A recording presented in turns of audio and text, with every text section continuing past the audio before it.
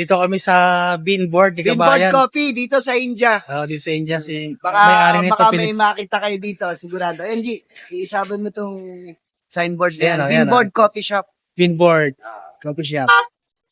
Kabayan ang may-ari niya. Kabayan. Kabayan. May-ari nito.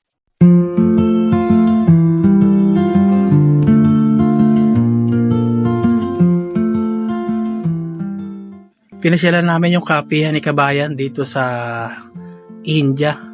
Sinubukan namin umorder ng kape at ng sandwich. Tinikman namin kung okay ba. Yan yung asawa niyang lalaki. Ito yung loob ng kanilang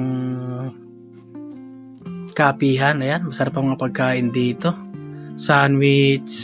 Siyempre, ang inyong lingkod nag-pictorial muna, no? Bago kuhaan ng montage ang buong paligid ng kanilang... Masarap din yung kanilang chicken dito, no? Lugar. Ayan.